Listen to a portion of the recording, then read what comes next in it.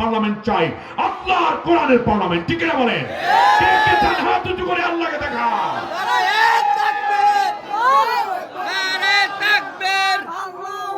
ইসলামের শত্রুরা সংসদে চলো, ইসলামের আলো, সব দল দেখা শেষ, ইসলামের বাংলাদেশ, আল কোরআনের বাংলাদেশ। বলেন আল কোরআনের বাংলাদেশ, সব দল দেখা শেষ। আল কোরআনের বাংলাদেশ। আল্লাহ কবুল করুন, আমিন, আল্লাহ কবুল করুন। বলেন আমিন। আমিন। এগুলো হবে। নবীজি বলেছেন ফাত্তাবিউস সিওয়াদাল আযা ফাইন্নাহু মান শাজ্জা শাজ্জা ফিন্নার। যেই দল দ্বারা তাড়াতাড়ি ইসলামী হুকুমত কায়েম সম্ভব, সেই বড় দলকে তোমরা সবাই সমর্থন দিয়ে দাও। আমার কথা না, নবীজির কথা। আন আব্দুল ইবনে ওমর রাদিয়াল্লাহু তাআলা আনহুমা থেকে বর্ণিত, নবীজি বলেছেন যেই দল দ্বারা তাড়াতাড়ি ইসলামী হুকুমত সম্ভব। কারণ ইসলামী হুকুমত হইলে কেউ নামাজি বেনামাজি থাকবে না, আপনার ছেলে মেয়ে আপনি সবাই নামাজি হবে, তো সব হসন হয়ে যাবে না। মদ গাঁজা ফেন্সি চুরি ডাকাতি বন্ধ হবে, তাতে কি দেশটা নিরাপদ থাকবে না? ইসলামী হুকুমত না থাকার কারণেই তো এই ঝামেলাগুলো হচ্ছে। ইসলামী হুকুমত আসলে ঝামেলা মুক্ত হয়ে যাবে। আপনারা কি ঝামেলার পক্ষে না বিপক্ষে? ঝামেলা মুক্ত চান না ঝামেলা আবার চান? তো ঝামেলা মুক্ত চাইলেই তো আল্লাহর কোরআনের রাজ কায়েম করতে হবে। সেই ক্ষেত্রে আমরা সবাই ঐক্যবদ্ধ হব। আল্লাহ কবুল করুন, বলেন আমিন। আল্লাহ রাব্বুল আলামিন ডাক দেন ইয়া আদম, ডাক দিলেন ইয়া নূহ, ডাক দিলেন ইয়া ইব্রাহিম, ওয়ানাদাইনাহু আইয়া ইব্রাহিম কদ সাদ্দাকতার রুইয়া ইয়া মূসা ওয়া মা তিলকা বিয়ামিনিকা ইয়া। সবাইরে নাম ধরে ডাকেন, কিন্তু নবীকে আল্লাহ নাম ধরে ডাকেন নাই, মহব্বত করে ডাকেন। আল্লাহর নবী বলেছেন সাম্মানি আল্লাহু সাবআত আসমাইন, আমাকে আল্লাহ 7 নামে ডেকেছেন, কিন্তু ইয়া মুহাম্মদ বলে ইয়া আহমদ বলে ডাকেন নাই। ডেকেছেন মুহাম্মদ, আহমদ, ইয়াসিন, ইয়াসিন কার নাম? তোহা, মুজাম্মিল, মুদ্দাসসির, আব্দুল্লাহ। আল্লাহ আমাকে 7 নামে ডেকেছেন। আল্লাহ রাব্বুল আলামিনের হাবিব বলেন আমি যখন কম্বল মুড়া দিয়ে ঘুমাই, আল্লাহ যেন মায়া করে ডাক দিয়ে বলেন ও কম্বল আলাইয়া আইয়ুহাল মুজাম্মিল। আমি যখন পাতলা চাদর দিয়ে ঘুমাই, আল্লাহ রাব্বুল আলামিন ডাক দিয়ে বলেন ইয়া আইয়ুহাল মুদ্দাসসির, ও চাদর আবৃত। সুবহানাল্লাহ। অনেক সময় বন্ধুর সাথে বন্ধুর মহব্বত হলে বলি না আমরা, ওই ছাতিওয়ালা এদিকে আও, ঠিক না? নাম ধরে ডাকে না, বন্ধু যদি মাইন্ড করে। সুবহানাল্লাহ, সুবহানাল্লাহ। আল্লাহ রাব্বুল আলামিন বলেন জান্নাতীরা জিজ্ঞেস করবে জাহান্নামে যাও কে? কয় 4টা কাম করছি জীবনে। কয়টা? 4টা। আরো জোরে 4টা। 4টা কামে জাহান্নাম। বলেন 4টা কামে, আরো জোরে 4টা কামে। এই কাজ যদি আমাদের ভিতরে থাকে, আজকের থেকে তার বাদ দিয়ে দেবে। মা সালাকাকুম ফি সাকার, কেন আজ তোমরা জাহান্নামে যাও? একত্রিত করে প্র্যাকটিস করতাম, এক ইজলাসে হাকিমের সাথে জেরা করতাম। আজকে আমি যেই জান্নাতে, তোমরা যাও জাহান্নামে, কারণটা কি? সাথে সাথে ডাক দিয়া বলবে নামাজের ওয়াক্ত হলে ব্যারিস্টার, ও উকিল, ও ডাক্তার, ও ইঞ্জিনিয়ার, তোমরা নামাজে যাইতে। আমি ইঞ্জিনিয়ার ছিলাম, আমি নামাজ পড়তাম না। লাম নাকু মিনাল মুসাল্লিন। এক মার্কেটে দোকান ছিল আমাদের, একই বাজারে দোকানদারি করতাম। নামাজের ওয়াক্ত হলে তুমি শাটলটা টান দিয়ে নামাজে চলে যাইতা, আর আমি তখন শুধু মালামাল বিক্রি করতাম, দোকানদারিতে ব্যস্ত ছিলাম। এক এমপি জান্নাতি আর একটা জাহান্নামী জিজ্ঞেস করবে কিরে কপাল পোড়া তোর কি হইল? কয় তুমি ছিলা নামাজি, আমি ছিলাম বেনামাজি। বেনামাজি কোনদিন জান্নাতি হবে না। বেনামাজি কি জান্নাতি হবে না? আমার ভাইরা, তাহলে আপনারা কি বেনামাজি থাকবেন না নামাজি হবেন? বছরে 2 বার নামাজ পড়ে, এটার নাম হইল ঈদি নামাজি। ঠিক এটা বলে 2 ঈদে 2 নামাজ পড়ে। কেউ আছে খাটকি নামাজি, শুধুমাত্র মানুষ মারা গেলে জানাজার নামাজে দাঁড়ায়, খাট সামনে রেখে নামাজ পড়ে, এর নাম কি? আর একটা হলো আটকি নামাজি, জুমার দিন শুধু যাইয়া নামাজ পড়ে, আর কোন নামাজ নাই, 8 দিনের মাথায় নামাজ। ঠিক কিনা? এরকম মানুষ আছে না নাই? ঈদি নামাজি, খাটকি নামাজি, আটকি নামাজি আমাদের দেশে অভাব নাই। কিন্তু বিশ্বাস করুন আল্লাহ রাব্বুল আলামিন বলেন ফাওয়াইলুল লিল মুসাল্লিন, ওই মুসল্লিদের জন্য ধ্বংস যারা মাঝে মাঝে নামাজ পড়ে, মাঝে মাঝে পড়ে না, আও ইয়াখিরুনাহা আন ওয়াক্তিহা, আর নামাজ পড়তে গেলে একেবারে শেষ ওয়াক্তে গিয়ে নামাজ পড়ে, এই নামাজীরা যাইবে জাহান্নামে। আর মানুষদেরকে দেখানোর জন্য যারা নামাজ পড়ে, দেখানোর জন্য দেখেন না হাতের মধ্যে তসবিহ আছে, মাথায় পট্টি, আবার ওই কপালের মধ্যে সিঁদুর লয়, এগুলো মুনাফিক নামাজ, ঠিক না বলে? কি নামাজ এরা? কি নামাজি? মুনাফিক। কি এক বজ্জাত বদমাইশ! বাংলাদেশের মতো সংসদ দাঁড়িয়ে এক এমপি বলছে যে আমার পুত্রবধূ যখন ভারত যায়, সে বিয়ে করাইছে আর ভারতের মাইয়া, ভারত যায় তখন সে মূর্তি পূজা করে, আর আমার দেশে যখন আসে বাংলাদেশে তখন সে নামাজ পড়ে। কই তার ইমানের তো কোনো ক্ষতি হইল না? আমি কইলাম ইমান আছে, ইমান থাকলেই না ক্ষতি হয়, ঠিক না বলে? আমার ভাইয়েরা খেয়াল করুন, এই হলো তাদের ধর্মচর্চার নাম।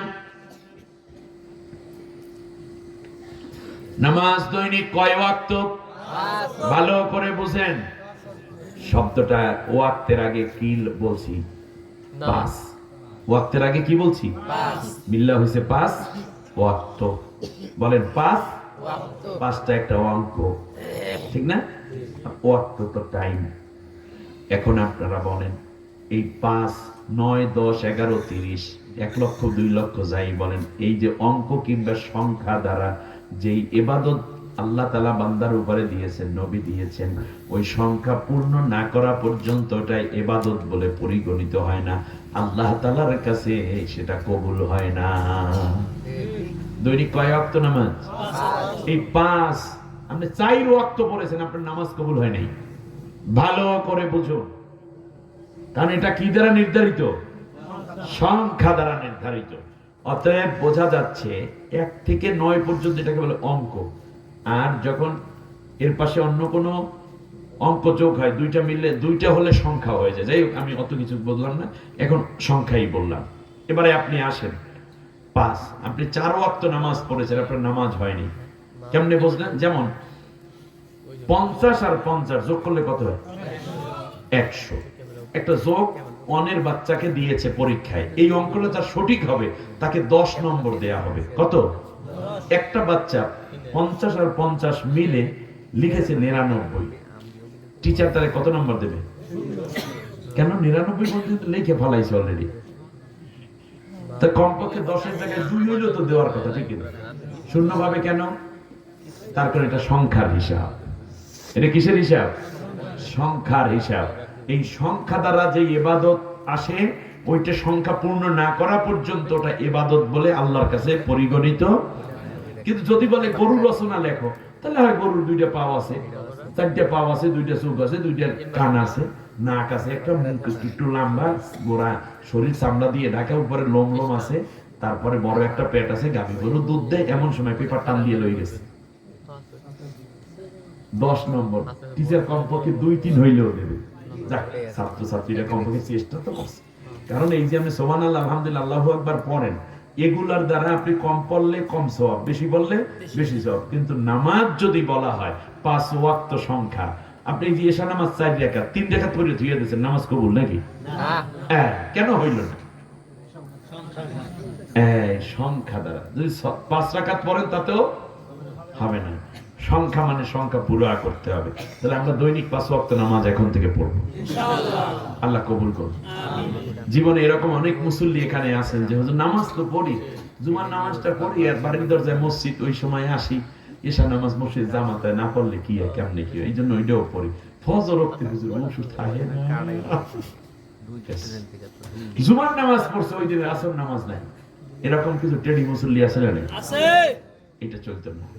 5 ওয়াক্ত নামাজ জামাতের সাথে আদায় করার চেষ্টা করা হবে ইনশাআল্লাহ। আল্লাহ সবাইকে কবুল করুন। আমিন। আজকে যদি আপনি তওবা করতে পারেন, আল্লাহ আমি আর কোনোদিন নামাজ তরক করব না, 1 ওয়াক্ত না। আমার দেশের যেই যুবক এবং ছাত্র সমাজ বুলেটের সামনে দাঁড়িয়ে কোটি কোটি মাসলুম জনতাকে উদ্ধার করেছে, তারা শীতের অভাবে, শীতের অজুহাতে ফজরের জামাতে যাবে না, এটা আমি বিশ্বাস করি না। শীতকে জয় করে প্রত্যেক ওয়াক্তের নামাজ জামাতে আদায় করবে যারা, তারা 2টা হাত উঁচু করে আল্লাহকে দেখাও। বলেন আল্লাহ, বলেন আল্লাহ, তোমার নামে ওয়াদা করছি, শপথ করছি, যতদিন মালাকুল মাউত আমার শিয়রের পাশে না আসে ততদিন ফরজ নামাজ, ফরজ রোজা আর ছেড়ে দেব না, আর ছেড়ে দেব না। এবার বলেন আল্লাহ, এই ওয়াদার উপর আমার বাকি জীবন যাপন করার তৌফিক দান করো। আমিন আমিন ইয়া রাব্বাল আলামিন। সম্মানিত ভাইরা, আপনার জীবনে আগে যত নামাজ কাজা হয়েছে, আজকের এই ওয়াদা যদি সত্যে পরিণত করতে পারেন তাহলে আগের সব গুনাহ আল্লাহ মাফ করে দিবেন। কিন্তু এই নামাজ থেকে স্ত্রী নামাজে উঠাই দেবেন, স্ত্রীরা স্বামীদেরকে তুলে দিবেন, ঘুমের থেকে তুলে দিবেন, কারণ আপনি না সহধর্মিনী। সহধর্মিনী বলতে কি বোঝে বলেন দেখে? বউ। সহধর্মিনী তো বউ না, ধর্মীয় ব্যাপারে সহকারী যিনি, তারে কি বলে? সহধর্মিনী। স্ত্রী তো এই ধর্মিনী স্ত্রীলিঙ্গ হয়েছে। এর মানে আপনাকে ধর্মীয় কাজ করতে তিনি সহযোগিতা করবেন। সহকারী শিক্ষক বলতে কি বোঝায়? প্রধান শিক্ষককে যে, তাহলে স্ত্রী হলো সহধর্মিনী। সে কোন ব্যাপারে, কোন সাবজেক্টে আপনাকে সহযোগিতা করবে? ধর্মীয় ব্যাপার। অতএব ধর্মীয় সহকারিনী আপনি আপনার স্বামীকে, আপনার সন্তানকে নামাজি করার ক্ষেত্রে আপনারা অবশ্যই চেষ্টা করবেন। নামাজে যাবেন তখন সন্তানকে নিয়ে যাবেন। মুরু আওলাদাকুম বিসসালাতি ওয়া হুম আবনাউ সাবঈ সিনিন। তোমার সন্তানকে তুমি নির্দেশ দাও যখন তার বয়স 7 বছর। আমার দিকে একটু তাকান তো দেখি। 7 বছর বয়স থেকে আপনার সন্তানকে নামাজের নির্দেশ দেওয়ার কথা। নামাজ ফরজ ছেলের উপরে, মেয়ের উপরে 7 বছরে নামাজ ফরজ। ফরজ হবে 12 বছরে, কিন্তু আপনার উপরে ফরজ হয়ে গেছে। নবীর নির্দেশ, নবী ওয়াজিব দিচ্ছেন যে তুমি মা, তুমি বাবা, তোমার সন্তানকে তুমি নামাজের নির্দেশ দাও যখন তার বয়স 7 বছর। আপনি যদি নির্দেশ না দিয়ে নামাজে একা একা যান তাহলে প্রতিবার নবীর ওয়াজিব তরক করে আপনি জামাতে যাচ্ছেন। ঘরে সন্তানকে নামাজি করে তুলতে। আচ্ছা, দৈনিক 5 বার বলবেন নামাজ নামাজ নামাজ। মাসে কতবার বলা হবে? একবার বললেও 150 বার। বছরে কতবার? 1800 বার। 12 বছরে নামাজ ফরজ, 5 বছরে 1800 বার করে বললে কত হয়? 90,000 বার। 9,000 বার। 9,000 বার। আচ্ছা, একটা কথা বলি, 9,000 বার একটা মানুষের বাচ্চা তো দূরের কথা, একটা বিড়ালের বাচ্চাকে পালেন আর 9,000 বার একই কাজের ট্রেনিং দেন, দেখবেন ও ভালো ওই কাজ করবে, ঠিক না? একটা ময়না পাখির বাচ্চাকে নির্দেশ দেন, দেখবেন ও বাবা বাবা ডাকেন প্রতিদিন 5 বার, তুই আমার বাপ ডাক, কি কর বাবা, থুয়ে গেছেন, পরের বাবার কোন জুহুর রক্তে বাবা। ডিউটি ভালো হবে, সার্ভিস ভালো পাবেন, আউটপুট ভালো আসবে। এই মাদ্রাসার কমিটি এলাকাকে এই হুজুরের দাওয়াত দিলাম কি এবার খালি পেঁচ লাগায় সব জায়গায়। মিয়া, আপনার বয়স 65 বছর, এই রাতে কম্বল সহ বউরে নিয়ে ঘুমান আপনি, তাহলে আপনি 24 বছরের একটা মানুষ রাখলেন বিয়ে কইরা, সেই বউলিয়া থাকার ব্যবস্থা করবেন না, তা আপনার মসজিদ ভালো চলবে কেমনে? ঠিক কিনা? অতএব বেতনাদি বাড়াই দিবেন। আলেমদেরকে বেতন দিলে ওরা তো গাঁজা খাইবে না, বিদেশে টাকাও পাচার করবে না, ঠিক না? হয়তো বা মা বাবার একটু ভালো খাওয়াইবে, বউটার একটু ভালো কাপড় চোপড় দেবে, বাচ্চাদেরকে একটু ঔষধপত্র ভালো খাওয়াই, আর নিজে একটু ভালো চলবে। আলেমরা ভালো চললে এই দেশের উপর আল্লাহর রহমত বেশি আসবে, ঠিক না বলেন? তবে টাঙ্গাইলের লোকজন ভালো, এটা আমি বলবো না, এই আমার লাইভেও যাচ্ছে, হাজার হাজার মানুষ ইতিমধ্যে দেখে ফেলাইছিল। এই কাজটুকু করবেন, বেতন নিয়ে গরিমসি করবেন না, একদিন আগে দেবেন, 5 তারিখে দেবেন, 4 তারিখে হাদিয়াটা দিয়ে দেবেন, হুজুর কি খান না না খান জানি না, ভালো কিছু রান্না হলে হুজুরের বাসায় একটু পাঠাই দিবেন। আর মহিলা, এলাকায় যত মহিলা আছে হুজুরের বোর কাছে পাঠাই দিবেন। আসার সময় মহিলারা খালি আসবেন না, আপনারা আসবেন এই একালি কমলা নিয়ে আসবেন, একটা মুরগির গোশত একটু রান্না করে আসবেন, একটু পায়াস রান্না করে নিয়ে আসবেন, শীতের 2টা পিঠা বানাই নিয়ে আসবেন। কি ভুল কইতেছি নাকি? আপনারা যদি 10-12 জন আসেন, কোরআন শিখবেন, দিনের তালিম নেবেন, আর মাঝখানে হুজুরের বউ কিছু খাইয়ে দেয়া আপনাদের জন্য ইসলাম শিখাই দেবে। আপনি যাবেন জান্নাতে, কোথায় আড়া বইয়া থাকে, পিঠা বইয়া থাকবে, আপনি নিচ্ছেন কি সেটা খেয়াল করতেছেন? তার থেকে আল্লাহ যেন সবাইকে সমৃদ্ধ হওয়ার তৌফিক দান করে। আমিন। 2-4 মিনিটের মধ্যে শেষ করে দেব। আল্লাহ তাআলা বলেন আদম তুমি কিন্তু একটা জায়গায় তুমি সমান অধিকার ভোগ করবে। এই যে নারীদের সমান অধিকার চায় না, আল্লাহ বলছেন ওয়াকুলা মিনহা রাগাদান হাইসু শি'তুমা। ও আদম তুমি তোমার বউরে নিয়ে থাকবা ঠিকই, এই জায়গায় তোমার প্রায়োরিটি পরিবার পরিকল্পনা তোমার হাতে থাকবে, কিন্তু মনে রাখবা আদম, খাবার দাবারের ক্ষেত্রে পোশাক পরিচ্ছদের ক্ষেত্রে অকুলা। সুবহানাল্লাহ বলেন। তাফসীর শুনতেছেন আপনারা? তাফসীর এই তো আমি তো মৌলিক কথা বলি। অকুলা তোমরা দুইজনে খাবা, সমান খাবে। খাওয়া দাওয়া পোশাক পরিচ্ছদ কি পার্থক্য আছে না সমান সমান? ওখানে যদি আল্লাহ বলতেন অকুল আনতা ওয়া জাওজুকা, ওই যে উসকুন আনতা ওয়া জাওজুকা যেভাবে বলছেন, তাহলে খবর আছে স্বামীরা খাওয়ার পরে যদি কিছু থাকতো আলু আর বিশেষ করে খুব মজা। সব সময় আপনার দুমসি খাওয়া লাগে, রান্নাও আপনার খাওয়া লাগে, চামড়াগুলোও আপনার কলিজা ছাড়া আপনার কলিজা ভেজে না। আর বউ রান্না বান্না কইরা আপনার সামনে দেন, শেষকালে কয় তুমি একটু ঠ্যাং আর নরলি খাইও, পারলে মাথাটা চাবাইয়া খাইও। শেষকালে ভাত পাতিলের মধ্যে দিয়া কাঁচাইয়া বউ খায়, আর আপনি কোন কাঁচাইয়া খাইলে ফায়দা বেশি? এইটা হইতো না। আপনি একটা মুরগির রান খাবেন, স্ত্রীকে আরেকটা দিবেন, কিন্তু বাড়িতে মেহমান, এইবারে আপনি খেয়েছেন আরেকটা খাইছে আপনার আরেক আত্মীয়, পরের বারে মনে রাখতে হবে আপনাকে যদি স্ত্রী রানটা প্লেটে তুলেও দেয় উঠিয়ে দিয়ে বলবেন না। ইসলাম বলেছে, আমার নবীজি বলেছেন তুমি যা খাবে তোমার স্ত্রীকে তা খাইতে দেবে। অতএব আজকে মুরগির রান পাওয়ার অধিকার তোমার, তুমি পাবা। একত্রে খাবেন ফ্যামিলিতে। এই ভাত দাও তাড়াতাড়ি ভাত দাও। ভাত দিয়ে ধুয়ে গেছে, বউ গেছে গোসল করতে, আপনি ভাতটা খাইয়ে মোটামুটি চলে গেছে। এটা ফ্যামিলি স্ট্যাটাস না, বিশ্বাস করেন। কমপক্ষে এক বেলা খাবার বাসায় সবাইকে নিয়ে খাবেন, সেটা সকালের নাস্তা হোক, দুপুরের খানা হোক বা রাতের খানাটা হোক। মা, সন্তান, স্ত্রী, আপনি একত্রে খেতে বসবেন। আমার কথা বুঝে আসতেছে? তখন পারিবারিক বৈঠকটা শেষ করবে। তখন খাবার টেবিলে ছেলেরা পড়ালেখা কি করছে, পড়া পারো নাই কেন, রেজাল্ট কি, স্যারের সাথে কি করো আমরা জানি না, তোর সময় আমি কি পাস করছি, তোর পড়ো না লেখো না ইত্যাদি কোনো কথা। খাবারের সময় কোনো পড়া বিষয়ে জিজ্ঞাসা করা যাবে না। ঘুমাইতে গেছে বাচ্চাটা, ও পড়, মুরব্বি এইসব করবে না, ঠিক আছে কিনা? এইটা করা যাবে না। বলতে হবে মাথায় হাত দিয়ে, আব্বু অজু করেছো, অজু সহ ঘুমাও, তাহলে ঘুম ভালো হবে, রুহুটা গিয়ে আল্লাহর আরশের নিচে ছায়া পায়। আর যারা অজু সারা ঘুমায় তাদের রুহু উদ্ভ্রান্তের মতো ঘুরতে, উল্টো পাল্টা স্বপ্নে দেখে, আর কোনো ঘুম হয় না ভালো। এই জন্য ঘুমের আগে অজু করে ঘুমাতে হবে। আচ্ছা, বেশ ভালো কথা। তারপরে আব্বু ঘুমিয়ে পড়ো, ফজর কিন্তু পড়তে হবে। হ্যাঁ জি আব্বু ঠিক আছে। বাস একটু কপালে চুমু দিয়ে আদর করে সকালবেলা লাড়ি দিয়ে ওর নাকে ঘুমিয়ে গেল, এখানেও এটা করে দাও আস্তে করে, মামনি ওঠো মাগো, ফজর ওয়াক্ত যায়। আব্বুজি ওঠো, কারণ হচ্ছে এই 3টা টাইম, খাবারের সময়, ঘুমাতে যাওয়া, ঘুম থেকে ওঠে, এই 3টা সময় বাবা মায়ের আদর সন্তানের তৃপ্তির জোগাড়, মেধা এবং মননের বিকাশের ক্ষেত্রে বড় ভূমিকা পালন করে। অতএব কোনো বাচ্চাকে ধমক দিয়ে ঘুম পড়াতে যাবেন না। ঘুমাইতে যাওয়ার পর আজে বাজে প্রশ্ন করে বিব্রত করবেন না। ঘরের মধ্যে অনেক সময় মুরব্বীরা থাকে, হোক না আপনার মা, কিন্তু আপনার ছেলেটা ঘুমাতে গেছে, যদি মা কোনো কারণে বক বক করে, আস্তে করে মাকে অনুরোধ করে, রিকোয়েস্ট করে, মা ও তো ঘুমাতে গেছে, এখন বকা ডকা করো না, ঘুম থেকে উঠুক, তোমার নাতি না, পরে সরি বলবেন। কারণ একত্রে থাকে একটু ঝামেলা হয় না মাঝে মাঝে, ওটা কিন্তু মহব্বত। নাতিদেরকে কত ভালোবাসে দাদের দাদা দাদি নানা নানি, তাই না?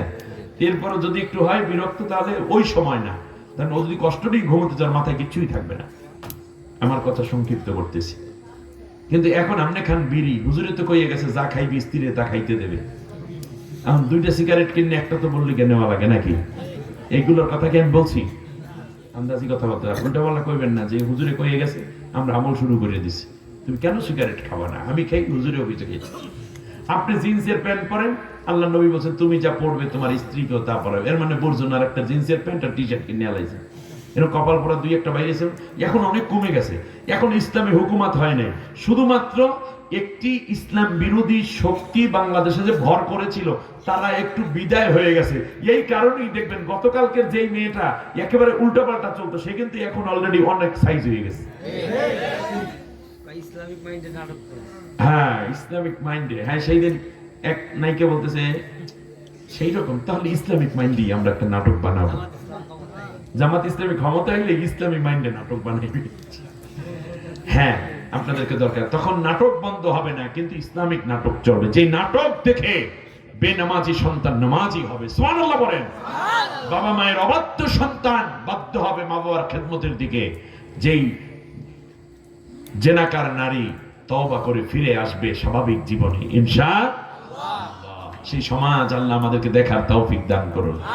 সেই ক্ষেত্রে কোন পীর যদি বাধা হয়, কোন মুরব্বী যদি বাধা দেয়, তাহলে আমরা ওই বাধা মানবো না। আমরা পরবর্তী আসর রক্তে বাবা, মাগরিবের রক্তে বাবা, এশা ওয়াক্তে বাবা, ফজর রক্তে, ও দেখবেন মোটামুটি 3-4 মাসের মধ্যে আপনি ভালো করে আব্বা আব্বা ডাকবে, ঠিক না?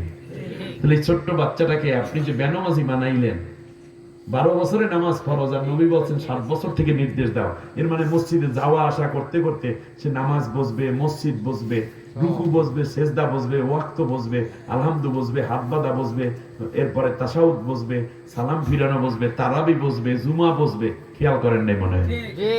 শেষকালে আপনারা নামাজের তাকিদ। আর আমরা নির্দেশ দেই যখন ছেলে বিয়ে করে, তারপর নিজে তবলিগ থেকে আসছে চিল্লা লাগাই, ও নামাজ না পড়লে আমি যাবো দোজখের। সরমনের মুড়ি দিলে তো মাথা মোটামুটি আর একটু গরম।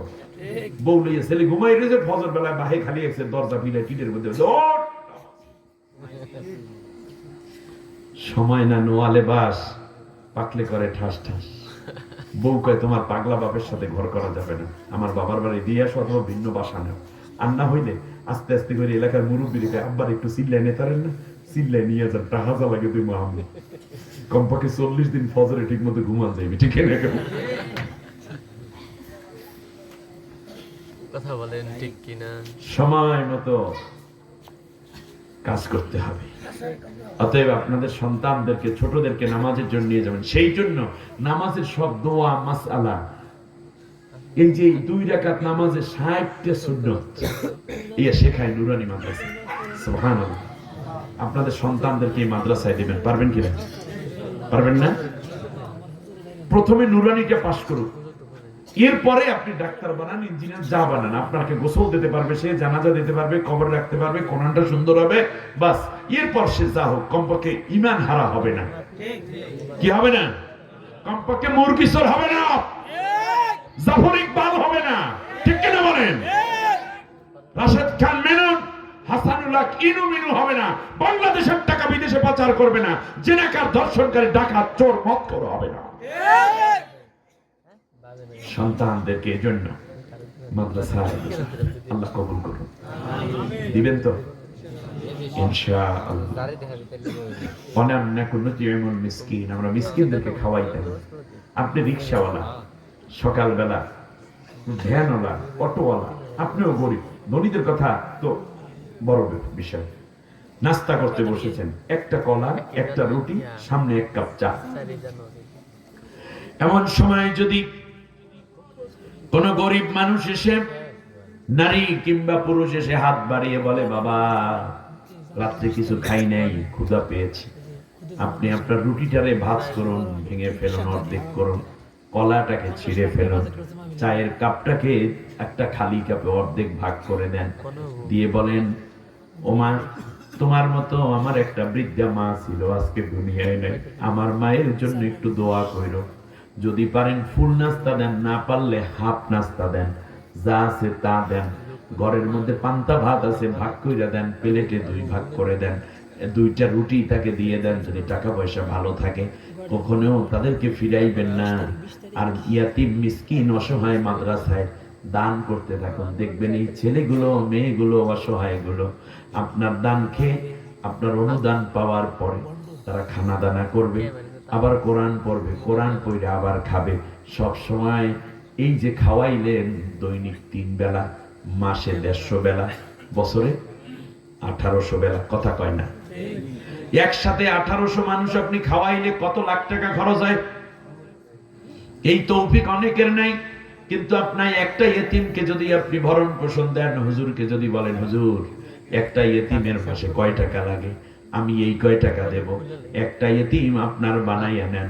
নবীজি বলেন যেই ব্যক্তি ইয়াতিমকে খাওয়ায়, ইয়াতিমকে ভালোবাসে, মান আওয়া ইয়াতিমান, ইয়াতিমকে যারা বুকের মধ্যে টেনে নেয়, ওই উম্মাত আর আমি এইভাবে জান্নাতে থাকবে। এই বলে নবী দুইটা আঙ্গুল উঁচু করে মিশাইয়া ফেললেন। সাহাবীরা বললেন লিমা সানাতা হাদা ইয়া রাসূলুল্লাহ, নবী এইটা কেন করলেন? আল্লাহর নবী বললেন ও হবে একজন সাধারণ উম্মত আর আমি হব নবী, কিন্তু দুইজন এক জান্নাতের মধ্যে থাকবো। ফাআম্মাল ইয়াতীমা ফালা তাকহার, ইয়াতীমদের প্রতি তোমরা কঠোর হবে না আমার উম্মত। ইয়াতীমের মাথায় হাত দেবা, ইয়াতীম সামনে পাইলে তোমার সন্তানকে কোলে না নিয়ে ইয়াতীমটারে কোলে লইও, তার কারণ ওর বাবা নাই, কোলের মধ্যে লওয়ার কোনো মানুষ ওর নাই। নবী বলেন কোন ইয়াতীমের মাথায় যদি কেউ আদর করে হাত দেয়, আমিও নবী ইয়াতীম ছিলাম, আর ইয়াতীমকে যারা ভালোবাসবে সে আমার হয়ে যাবে। প্রত্যেকটা চুলের বিনিময়ে, যতগুলো চুলে স্পর্শ করবে প্রত্যেকটা চুলের বিনিময়ে একটা একটা করে নেকি আল্লাহ রাব্বুল আলামিন ওই উম্মতের আমলনামায় দান করে দিবে। আমার ভাইরা, আল্লাহর নবী এজন্য বলেছেন ইয়াতীমের প্রতি সদয় থাকবে, অসহায়ের প্রতি সদয় থাকবে। মানুষ যদি কিছু চায়, সে হয়তো মিথ্যা বলে না সত্য বলে, আপনার জানার দরকার নাই। রিমান্ডে দেওয়ার কথা কার, আর রিমান্ড দেয় কারে? আপনি ধনী মানুষ, লেক্সাস গাড়ি নিয়ে যাচ্ছেন, প্রাডো গাড়ি, বিএমডব্লিউ, জ্যামে পড়ে গেছেন, হঠাৎ করে একজন মানুষ লুলা দৌড়াতে দৌড়াতে আসলো, হাত নাই অর্ধেক, পাও নাই অর্ধেক, দৌড়ে আসছে। তারপর বললো একটু টাকা দেন, 2টা টাকা দেন, 10টা টাকা দেন। কোথায় বাড়ি, করো কি, কয়শো টাকা ডেইলি পাও, কত ইন্টারভিউ নিচ্ছে, দরকার নেই, আপনার পকেটে টাকা আছে। যারা গাড়ি চালান, গাড়ির ডয়ার সামনে যেটা থাকে কিছু খুচরা টাকা রেখে দিবেন, 100 টাকা, 50, 20, 10 টাকার নোটগুলো যেই চাইবে সম্ভব হলে সবাইকে দিতে থাকেন, দিতে থাকেন। তার কারণ হলো আম্মা সাইলা ফালা তানহার, নবী বলেছেন কেউ যদি কিছু চায় তাহলে ধমক দিয়ে তাড়াইয়া দিবে না, পারলে দিও আর না পারলেও কমপক্ষে সন্তুষ্ট থাকে এই রকম ব্যবহার দেবা। গাড়ি নিয়ে চলেন রাস্তায়, দামি গাড়ি, গাড়ির মধ্যে অতিরিক্ত কিছু পানি রাখেন, কিছু কলা রাখেন, কিছু আপেল রাখেন, কিছু চীনা বাদাম রাখেন, কিছু কমলা রাখেন, কিছু আঙ্গুর ফল রাখেন, কিছু বিস্কুট রাখেন। আমার কথা বুঝেন নাই মনে? এই অন টাইম প্যাকেট করা বিস্কুট আছে না? নেই? ওই যে লেক্সাস বিস্কুট, অনেক কোম্পানির বিস্কুট, ছোট ছোট, দাম মাত্র 5 টাকা। আপনার কাছে যখন হাত বাড়ায় একটা বিস্কুট প্যাকেট দিয়ে দেন, একটা বিস্কুটের প্যাকেট আর এক বোতল পানি দিয়া বলেন আমার জন্য একটু দোয়া কইরেন, খান। আমার ভাইরা, এমনি করে করে যারা চায় তাদেরকে খালি ফেরান যাবে না। শুধু নিজে মুসলমান হলে হবে না, নিজের পকেটটারেও মুসলমান বানাইতে হবে। আমিন। আপনি মনে করছেন আমি তো গরিব মানুষ, না আপনি গরিব না, আপনি দান করেন, ধনী বানাই দিবেন কে? আল্লাহর নবী এজন্য বলেছেন সাকিরু হাবিবুল্লাহ, যারা দান করে তারা আল্লাহর দোস্ত হয়ে যায়। যে ব্যক্তি দান করে ওই দানের টাকাটা আগে আল্লাহর হাতে যায়। আল্লাহর সাথে মুসাফা করতে চান আপনারা, তাহলে কি করতে হবে? দান করতে হবে। রাসূল সাল্লাল্লাহু আলাইহি ওয়াসাল্লাম এর জন্য বলেছেন as-সাদাকাতু তুরাদ্দুল বালা, তুমি দান করো তোমার সব বালা আল্লাহ তাআলা কাটাই দিবেন। দান হইল বালার বিরুদ্ধে ভ্যাকসিন, আসার আগেই ধ্বংস করে দেয়। ভ্যাকসিন কি করে? রোগ, এটা হলো প্রতিষেধক। এর মানে হচ্ছে রোগ আসতেই দেয় না। বলেন কি? আসতেই দেয় না। তো দানটা হইল এরকম ভ্যাকসিনের মতো। অতএব আশা করি আপনারা এই ভ্যাকসিন ব্যবহার করবেন।